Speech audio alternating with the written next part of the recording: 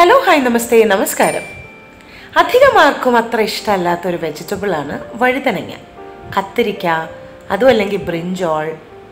എന്നാൽ ഈ വഴുതനങ്ങ ഉപയോഗിച്ച് വളരെ സ്വാദിഷ്ടമായ ഒരു ചട്നി അല്ലെങ്കിൽ കൊത്സ് തയ്യാറാക്കാമെന്നാണ് അമ്മ ഇന്ന് കാണിച്ചു തരുന്നത്. വീഡിയോയിലേക്ക് കടക്കുന്നതിന് മുമ്പായി തന്നെ ചാനൽ സബ്സ്ക്രൈബ് ചെയ്യാൻ മറക്കരുത്. നിങ്ങളുടെ അഭിപ്രായങ്ങളും കമൻറ്റ് ബോക്സിലിടാൻ മറക്കരുത്.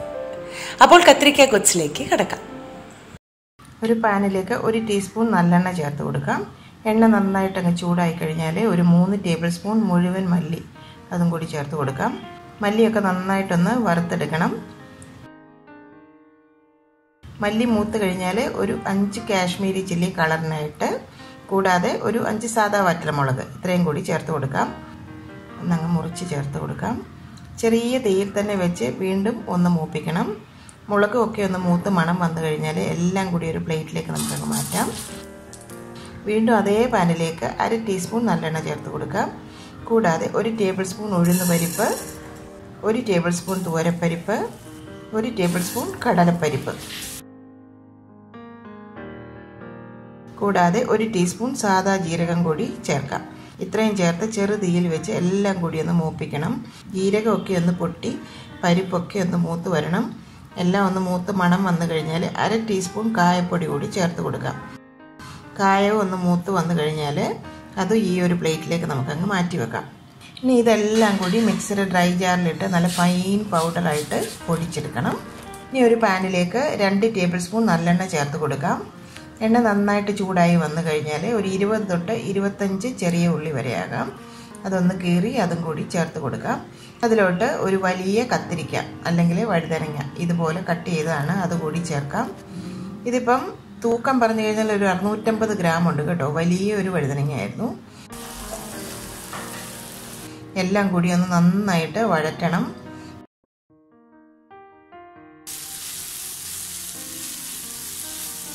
ഇതിപ്പോൾ നന്നായിട്ട് വഴണ്ടിട്ടുണ്ട്.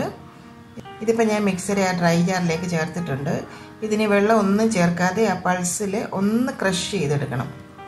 കൂടുതലങ്ങ് അരഞ്ഞു പോകാതിരിക്കാൻ ശ്രദ്ധിക്കണം. വീണ്ടും അതേ പാനിലേക്ക് 1 ടേബിൾ സ്പൂൺ എണ്ണ ചേർത്ത് കൊടുക്കാം. അതിലോട്ട് 1/4 ടീസ്പൂൺ ഉലുവാപ്പൊടി കൂടി ചേർക്കാം. 1/2 ടീസ്പൂൺ കായപ്പൊടിയും കൂടി ചേർത്ത് കൊടുക്കാം. പൊടിയെല്ലാം കൂടി ഒന്ന് മൂത്ത് മണം വന്നു കഴിഞ്ഞാൽ ഒരു വലിയ നാരങ്ങ വലുപ്പത്തിലുള്ള വാളംപുളി ഒന്ന് പിഴിഞ്ഞെടുത്തതാണ്, അതുകൂടി ചേർത്ത് കൊടുക്കാം.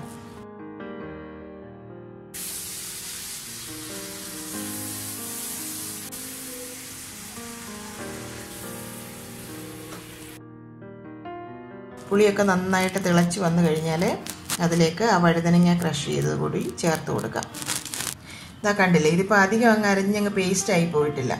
ഒന്ന് നന്നായിട്ട് ക്രഷ് ആയിട്ടേ ഉള്ളൂ. എല്ലാം കൂടി ഒന്ന് മിക്സ് ആക്കി എടുക്കാം.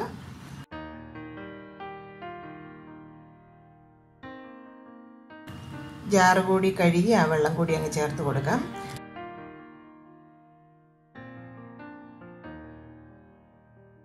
ആവശ്യത്തിനുള്ള ഉപ്പ് കൂടി ചേർത്ത് കൊടുക്കാം.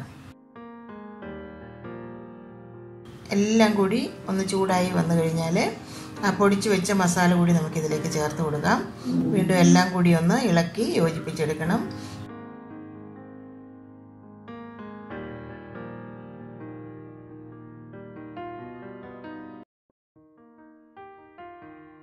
ഫ്ലേവറൊക്കെ ഒന്ന് ബാലൻസ് ചെയ്ത് കിട്ടാനായിട്ട് ഒരു ചെറിയ കഷ്ണം ശർക്കര കൂടി ചേർക്കണം.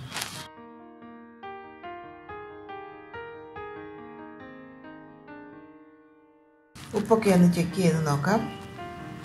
ഒരല്പം ഉപ്പിൻ്റെയും കൂടി ആവശ്യമുണ്ട്. ഇനി ഇതൊന്ന് അടച്ചു വെച്ച് ഒരു 5 മിനിറ്റ് ഒന്ന് കുക്കാക്കി എടുക്കാം. എണ്ണയൊക്കെ ഒന്ന് നന്നായിട്ട് തെളിഞ്ഞു വരണം.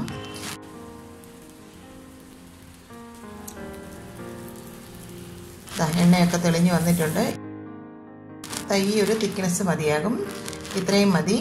ഇനി ഒരു പാനിലേക്ക് 2 ടേബിൾ സ്പൂൺ എണ്ണ ചേർത്ത് കൊടുക്കാം. എണ്ണ നന്നായിട്ട് ചൂടായി വന്നാൽ 1 ടീസ്പൂൺ കടുക് ചേർത്തൊന്ന് പൊട്ടിക്കാം. കടുക് പൊട്ടിയാൽ ഉടനെ തന്നെ 1 ടേബിൾ സ്പൂൺ ഉഴുന്ന് പരിപ്പ് കൂടി ചേർക്കാം.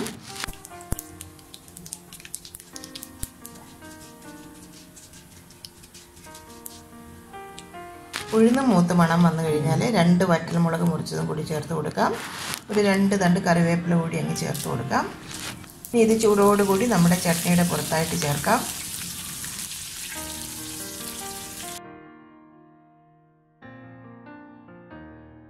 വളരെ സ്വാദിഷ്ടമാണ് ഈ ഒരു ചട്നി അല്ലെങ്കിൽ നമ്മുടെ വഴുതനങ്ങ ഗുഡ്സ്. തൈര് സാദം, ലെമൺ റൈസ്, കോക്കനട്ട് റൈസ്, അങ്ങനെ ഏത് സാധനത്തിൻ്റെയും കൂടെ നന്നായിട്ട് യോജിച്ച് പോകുന്ന ഒരു ഡിഷാണ്. കൂടാതെ നമ്മുടെ ചോറും കറിയുടെയും കൂടെ നല്ലൊരു ചട്നിയാണിത്. ഇനി അതുമല്ല ദോശ, ഇഡ്ഡലി എല്ലാത്തിൻ്റെ കൂടെ നല്ലൊരു കോമ്പിനേഷനാണ്.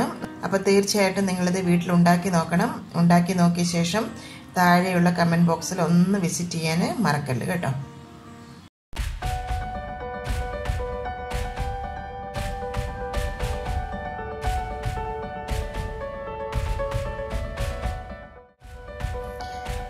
എൻ്റെ അമ്മയുടെ ഇന്നത്തെ ഈ റെസിപ്പി നിങ്ങൾക്ക് ഇഷ്ടമായെങ്കിൽ ഈ വീഡിയോ നിങ്ങൾ തീർച്ചയായും ലൈക്ക് ചെയ്ത് ഷെയർ ചെയ്ത് ഞങ്ങളെ സപ്പോർട്ട് ചെയ്യണം. ഒപ്പം തന്നെ കറി വിത്ത് അമ്മ സബ്സ്ക്രൈബ് ചെയ്യാനും ബെൽ ഐക്കൺ ക്ലിക്ക് ചെയ്യാനും മറക്കരുത്. പെട്ടെന്ന് തന്നെ ഞാനും അമ്മയും മറ്റൊരു റെസിപ്പിയുമായി എത്തും. അതുവരേക്കും നന്ദി. Good bye.